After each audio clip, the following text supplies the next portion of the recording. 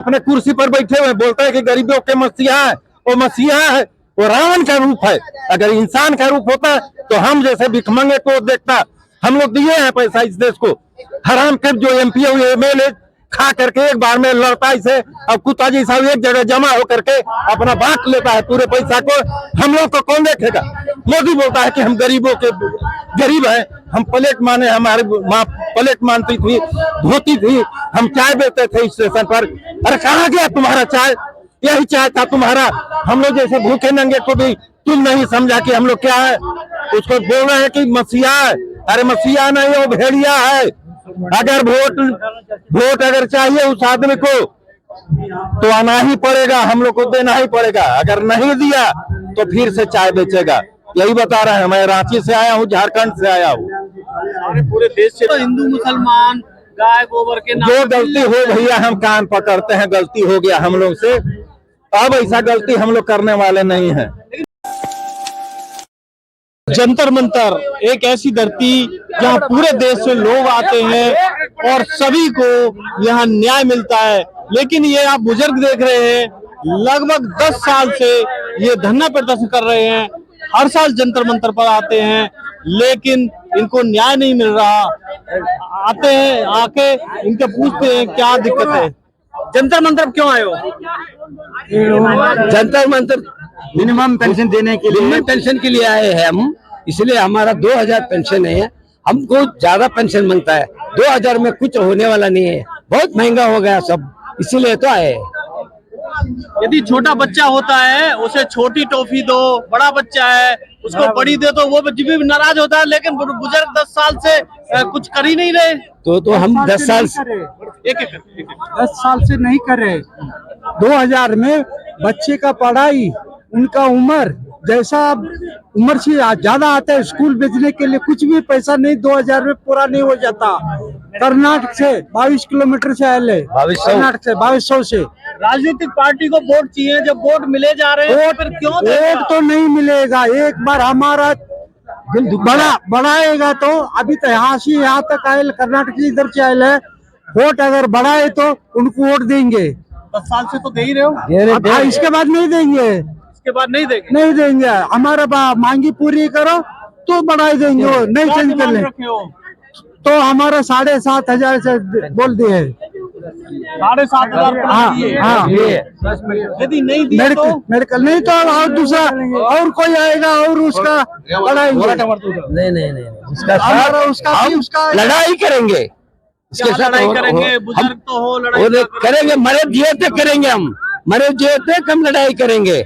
हम जिंदा रहे तक तब तक देना है। अभी आपके नेता बोलेंगे तो बोले बीजेपी पे मोहर लगाना है, तो बीजेपी बात नहीं आता। 10 साल से बोलता है देते कर आज तक दिया नहीं। हमारे तो विकास नहीं किया, सब कभी विकास हो गया। दूसरा निगम का 60,000 70,000 पेंशन है, हमारा सिर्फ 2000 है।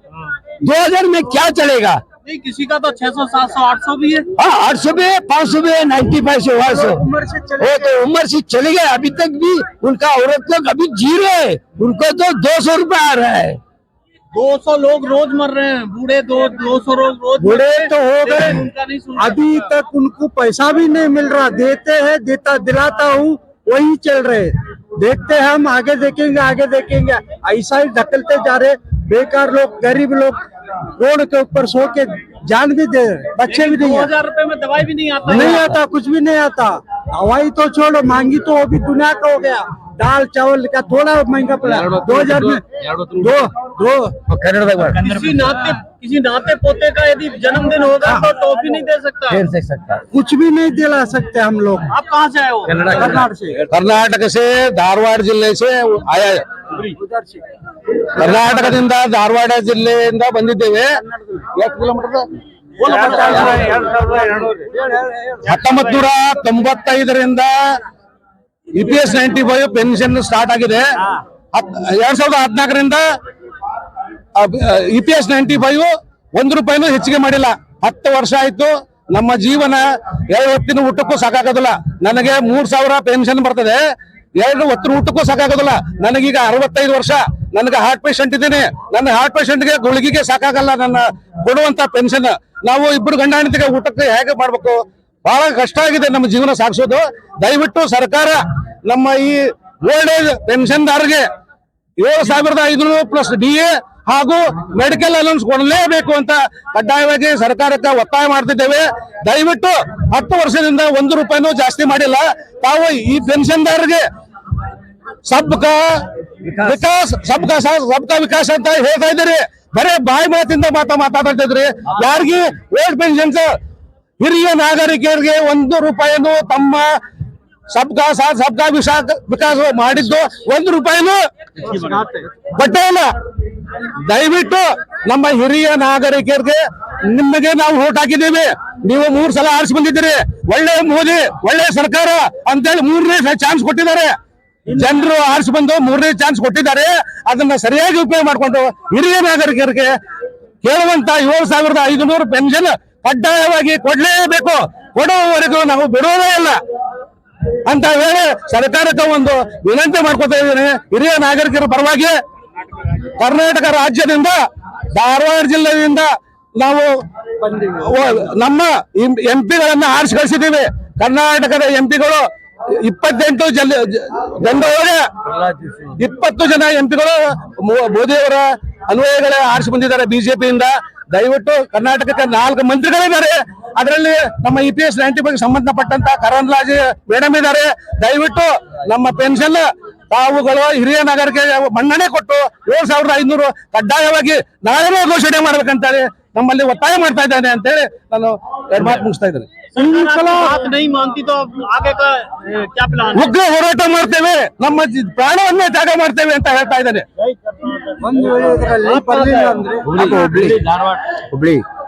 हुबली से आया। मेरा नाम 10 साल हो गए इंतजार करते करते, अब कितना इंतजार और करोगे? और नहीं मोदी जी नहीं सुनते तो क्या करोगे? इसके बाद अलग कर देंगे, बात बोलेंगे। जब तक हमारा पैसा नहीं आता आगे और अलग अलग रास्ता है। क्या रास्ता है? रास्ता दूसरे चुनने के लिए रास्ता भी है, चुन सकते, किसी भी चुन सकते। जो हमारा काम करता है उसके साथ चले जाएंगे हम लोग, वोट डालेंगे, उसको लेकर आएंगे। वोट डाल के आगे अच्छा काम किया तो उसका वही नेता बनेगा। जो भी है अच्छा के लिए हमारे को पेंशन अगर बढ़ा दिए तो बहुत उसको आगे वो एक चांस मिले उनको भी। आपके नेता बीजेपी का प्रचार करते हैं, इतना नहीं मनवा सकते कि कुछ पेंशन बढ़वा दी जाए? नहीं, उनको बोल डाले, बोल के इधर आ गए हम लोग। जो भी है प्रहलाद जोशी है उधर, जगदीश शेट्टर और भी बहुत है उधर, मम्मा भी है और भी है। सब समझा दे, सबको अपना जो भी है करना है उनको एप्लीकेशन दे के समझा दे। अभी तक कुछ भी नहीं होगा। फांसी इधर तक दिल्ली तक आए मोदी, अभी क्या डिसीजन लेते 2 दिन में, कोई भी सुनने के लिए आए। अगर आ गए तो अच्छा होगा, नहीं आ गए तो अगले और दूसरा आदमी को कुछ हमारा काम कर दिया तो उसको लेकर आएंगे। जेब में पैसा नहीं होता, नाती पोते बोलता है बाबा चीज दिलवा दो, तो फिर कैसा लगता है आपको? हमारे को 2000 में कुछ नहीं होता। बाल बच्चों को पढ़ाने को पैसा नहीं है, उनके कपड़े तक लेने के पैसा नहीं है, दाल चावल तो वो भी लेने को भी नहीं, वो भी महंगा हो गया आजकल। सब कुछ महंगा है। महंगे को वास्ते हम जो भी कर रहे हैं, बच्चे को वास्ते हमारा तो बुरा हो गया, हम लोग आजकल चले जाएंगे तो बच्चे के लिए तो जो भी होगा बच्चे के लिए भी करे, वो तो भी करके देख के कर को बनाओ करके हम बोल डालते मोदी साहब। आप क्या कहेंगे? ನಾನು ಕರ್ನಾಟಕದಿಂದ ಆರಿಸಿ ಹೋದಂತ ಎಲ್ಲ ಪಕ್ಷದ 28 ಸದಸ್ಯರುಗಳಿಗೆ ವಿನಂತಿಸಿಕೊಳ್ಳುವುದೇನೆಂದ್ರೆ, ಈ ನಮ್ಮ EPS 95 ಪೆನ್ಷನ್ದಾರರಿಗೆ ಹೆಚ್ಚಿನ ಪೆನ್ಷನ್ ಅನ್ನು ಕೊಡಬೇಕಂತ ಹೇಳಿ ನೀವು ಸಂಸದದಲ್ಲಿ ಧ್ವನಿ ಎತ್ತಬೇಕು. ನಮ್ಮ ಕರ್ನಾಟಕದಿಂದ ಕನಿಷ್ಠ ಒಂದು 2 ರಿಂದ 3 ಲಕ್ಷ ಜನ ಈ ಕಡಿಮೆ ಪೆನ್ಷನ್ ದಲ್ಲಿ ಜೀವನ ಬದುಕ್ತಾ ಇದ್ದಾರೆ. ಅವ್ರ ಜೀವನವನ್ನು ಸುಧಾರಣೆ ಮಾಡಲು ನಿಮ್ಮನ್ನ ಆರಿಸಿ ಕಳಿಸಿದ್ದಕ್ಕೂ ನಮಗೆ ಒಂದು ಸಾರ್ಥಕತೆ ಆಗುತ್ತೆ. ನೀವು ಧ್ವನಿ ಎತ್ತಬೇಕು. ನಮ್ಮ ಕರ್ನಾಟಕದ 28 ಮಂದಿ ಸಂಸದರು ಕೂಡ ಧ್ವನಿ ಎತ್ತಿ ನಮ್ಮ ಪೆನ್ಷನ್ದಾರರ ಬಗ್ಗೆ, ಅವ್ರ ಜೀವನದ ಬಗ್ಗೆ ವಿಚಾರ ಮಾಡಿ ಅವ್ರಿಗೆ ಪೆನ್ಷನ್ ಹೆಚ್ಚಿಗೆ ಮಾಡಲು ಎಲ್ಲಾ ಸಂಸದರು ಒಗ್ಗೂಡಿನಿಂದ ಹೋರಾಟ ಮಾಡಬೇಕು. ಈಗ ಬೇರೆ ಬೇರೆ ರಾಜ್ಯದ ಒಬ್ಬೊಬ್ರು ಸಂಸತ್ ಸದಸ್ಯರಿರ್ತಾರ, ಅವ್ರು ತಮ್ಮ ರಾಜ್ಯಗಳಿಗೆ ಬೇಕಾದಂತ ಅನುಕೂಲ ಅಂತ ತಗೊಂತಾರ. ಆದ್ರ ನಮ್ಮ ರಾಜ್ಯದಿಂದ 28 ಮಂದಿ ಸಂಸದರು ಇದ್ರು ನಾವು ನಮ್ಮ ರಾಜ್ಯಕ್ಕ ನಮ್ಮ ಜನಕ್ಕೆ ಏನು ಅನುಕೂಲ ಆಗುವಂತ ವ್ಯವಸ್ಥೆಯನ್ನು ಮಾಡಕ್ ಆಗ್ತಾ ಇಲ್ಲ. ಅದಕ್ಕೆ ಕಾರಣ ಇದೊಂದು ದಯವಿಟ್ಟು ಎಲ್ಲರಲ್ಲಿಯೂ 28 ಮಂದಿ ಸದಸ್ಯರಲ್ಲಿಯೂ ನಾವು ವಿನಂತಿಸಿಕೊಳ್ಳೋದು ಏನಂದ್ರ ಎಲ್ಲಾ ಪೆನ್ಷನ್ದಾರರಿಗೆ ಪೆನ್ಷನ್ ಅನ್ನು ಹೆಚ್ಚಿಗೆ ಮಾಡ್ಬೇಕಂತೇಳಿ ನೀವು ಮೋದಿಜಿ ಅವ್ರ ಮೇಲೆ ಒತ್ತಡವನ್ನು ಹೇರ್ಬೇಕಂತೇಳಿ ಎಲ್ಲರಿಗೂ ವಿನಂತಿಸಿಕೊಳ್ತಾರೆ. ಹಲೋ, EPS ಪೆನ್ಷನ್ ಸಲಾಗಿ ಪ್ರಧಾನಮಂತ್ರಿ ಮೋದಿ ಅವರು ಯಾಕೆ ಮೌನ ವಹಿಸಿದ್ದಾರೆ ಅನ್ನುವುದನ್ನ ನಮಗೆ ಕ್ವಶನ್ ಆಗಿದೆ. ಮೋದಿ ಅವರು ದಯಮಾಡಿ EPS ಪೆನ್ಷನ್ ಬಗ್ಗೆ ದಯಮಾಡಿ ಪ್ರಶ್ನೆಯನ್ನು EPS ಪೆನ್ಷನ್ ಬಗ್ಗೆ ಇತ್ಯರ್ಥಗೊಳಿಸಬೇಕಂತ ನಾನು ತಮ್ಮಲ್ಲಿ ಬೇಡಿಕೊಳ್ಳುತ್ತೇನೆ. 10 साल हो गए और कितना इंतजार करोगे? अभी EPS 95 नौकर 1995 से चालू होके 30 बरस तक काम करके काम खत्म होने के बाद रिटायरमेंट पेंशन 300, 400, 500 आए तो इसको पेंशन कैसा बोलता तुम नरेंद्र मोदी जी 12 बरस से प्रधानमंत्री होके 1000 तक के रोड शो किया तुमको हम दिखता नहीं क्या? एक छोटा लोगों को विकास करने का इरादा नहीं है आपको?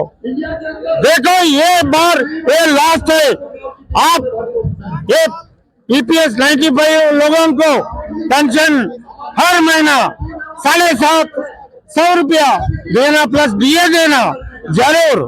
अगर तुम ये पालन नहीं किया आपका कुर्सी पे नहीं बैठ सकते, भगवान आपको नीचे लेता है, याद करो।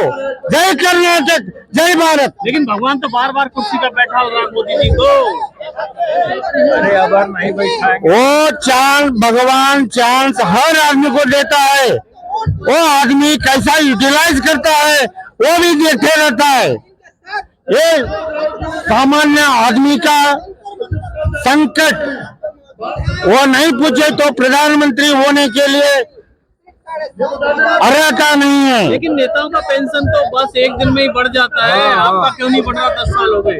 10 साल से हम रो रहे हैं, किसी का हाथ में जेब में 500 रुपए लेकर मार्केट को नहीं जा सकते, उतना पेंशन हमारे को आता है। उसमें इसको ये लोगों को हर बार 8 बरस से हम लड़ रहा है। ये आदमी छोटा है, ये आदमी बड़ा है, ये सबको सबका साथ सबका विकास करके भाषण में बोलता है, उसको करना ही मिलता है ना। ऐसा बोलने से बोलने का एक है, करने का एक है। बोले तो अधिकार है करके वो उसको पालन करने का इसका तुम्हारा जिम्मेदारी है। सब लोगों को अच्छा करे तो आप कंटिन्यू होता है, अगर नहीं तो तुम डिसकंटिन्यू होता है, वो जरूर होता है। जय कर्नाटक, जय भारत। आप कहाँ से? हम तो झारखंड रांची से आए हैं। हम लोग EPS 95 पेंशन के लिए आए हैं।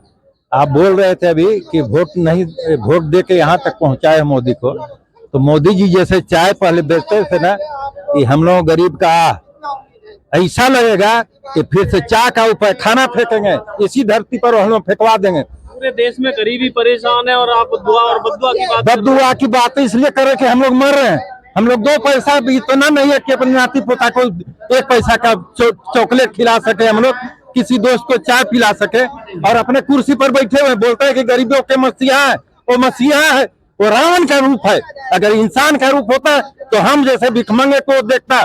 हम लोग दिए हैं पैसा इस देश को, हराम के जो MP और MLA खा करके एक बार में लड़ता इसे, अब कुत्ता जैसा एक जगह जमा होकर के अपना बांट लेता है पूरे पैसा को।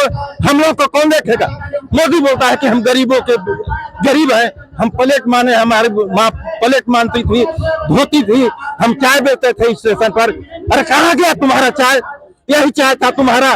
हम लोग जैसे भूखे नंगे को भी तुम नहीं समझा कि हम लोग क्या है। उसको बोल रहे हैं कि मसीहा है। अरे मसीहा नहीं, वो भेड़िया है। अगर वोट अगर चाहिए उस आदमी को तो आना ही पड़ेगा, हम लोग को देना ही पड़ेगा। अगर नहीं दिया तो फिर से चाय बेचेगा। यही बता रहे हैं। मैं रांची से आया हूँ, झारखंड से आया हूँ। सारे पूरे देश से लोग आए हैं, आप कह रहे हैं कि आपकी बार वोट नहीं देंगे, लेकिन 10 साल से वोट दे रहे हैं। लेकिन कुछ लोग इसमें ही कट्टर सपोर्टर होंगे। सपोर्टर होंगे वो ऐसा ही होंगे जैसा मोदी जी हैं। इंसान अगर होगा तो कभी भी उनको सपोर्ट नहीं कर दिए, हम लोग नहीं किए हैं, नहीं, ऐसा बात नहीं है। अगर अभी से चेत जाएंगे हम लोग को कर देंगे तो फिर हम लोग वही करेंगे जो पहले इनके लिए किए थे। उम्मीद है आपको मिलने का? उम्मीद तो उनके ऊपर है, आका तो वो है, भगवान तो वो है आज के जमाने में यहाँ का, वही समझेंगे क्या करेंगे क्या नहीं करेंगे। हम लोग तो रिक्वेस्ट करने आए हैं उनसे, गद्दी पर बैठे हुए हैं, वो मसीहा का रूप है उनका, अगर नहीं सुनेंगे तो फिर वहीं जाएंगे जहाँ चाय पहले वो बेचते थे। एनपीएस में भी 14% कंट्रीब्यूशन है और इसमें 1.16% कंट्रीब्यूशन सरकार का, और पूरा पैसा ओपन मार्केट में लगा दिया और ओपन मार्केट में पैसा डूब रहा है ईपीएस 95 का, तो फिर पेंशन वो देंगे कहाँ से? हम लोग यही बात को समझ नहीं पाए थे पहले, अब समझ गए हैं। अब उनका जमीन कहाँ है, आसमान कहाँ है, सब पता चल जाएगा उनको। अब बता देंगे हम लोग, ये सब गरीब लोग जो है ना बता देंगे अब कि जमीन कहाँ है, आसमान कहाँ है। लेकिन वोट तो हिंदू मुसलमान गाय गोबर के नाम जो गलती हो भैया हम कान पकड़ते हैं, गलती हो गया हम लोग से, अब ऐसा गलती हम लोग करने वाले नहीं हैं। लेकिन मोदी जी कहते हैं कि हवाई चप्पल वालों को हवाई जहाज में उड़ा, कहाँ हवाई जहाज, हम लोग तो दिए हैं पैसा, हम लोग देख लीजिए लेके कैसे प्लेटफार्म पर सोए हैं, अब सवेरे उठ के यहाँ आए हैं, वो क्या बोलेंगे? हम लोग दिए थे पैसा, हम लोग का कटा है, और एमपी एमएलए को कोई पैसा कटा है? वो लोग पार्लियामेंट में बैठेंगे, 20 तरह का उन लोग पेंशन लेते हैं। नहीं, सरकार का तो कंट्रीब्यूशन भी नहीं है इसमें, सरकार ईपीएफ डिपार्टमेंट ने सारा पैसा मार्केट में लगा दिया है। मार्केट में लगा दिया तो वो लगाए हैं, हम तो नहीं लगाए, हम तो अपने बुरे दिन के लिए दिए थे उनको। तभी तो नहीं दे रहे, नहीं दे रहे हैं तो उनको दुर्दिन आने वाला है, ये जान लीजिए। कहीं जाएगा नहीं, ऊपर वाला है देखता है। पेंशन नहीं दे रहे तो आपका जो कंट्रीब्यूशन है उसी को वापस दे दे सरकार। नहीं ना दे रहे हैं, वही तो मांग रहे हैं, हराम के थोड़े मांग रहे हैं हम लोग कि हराम के दे दो, जैसे तुम खाते हो हराम के, वैसा नहीं मांग रहे हैं। हम लोग तो दिए हैं इस देश को, इसको हमारे पैसा से ही गुलछारा छोड़ा रहा है सब एमपी और एमएलए, वो क्या कहेगा? वो उनका बुरा दिन आने वाला है। ये है ईपीएस 95 के बुजुर्ग जो 10 साल से संघर्ष कर रहे हैं। हालांकि सरकार का इसमें कोई कंट्रीब्यूशन नहीं है, 1.16 का कंट्रीब्यूशन है और सरकार ने पूरा पैसा ओपन मार्केट में लगा लिया है, अडानी अंबानी की कंपनियों में लगा दिया है, इंश्योरेंस कंपनियों की पैसा सब ओपन मार्केट में लगा दिया है, ओपीएस का पैसा हम ओपन मार्केट में लगा दिया है, जिससे सरकार इनका पैसा नहीं दे पा रही। और ईपीएफ का लगभग 9 लाख करोड़ पैसा ये अनक्लेम्ड पैसा है जिसे सरकार ने ओपन मार्केट में लगा के डुबा दिया है। और ये भी जो अपना क्लेम मांग रहे हैं उनको भी सरकार पैसा नहीं दे पा रही। लेकिन विडंबना ये है कि मोदी जी की सरकार बने जा रही है 10 साल से, बार बार जाति धर्म, हिंदू मुसलमान पाकिस्तान, ये सब धर्म के नाम पर वोटिंग होती है, इसीलिए आम आदमी गरीब आदमी का हक नहीं मिलता।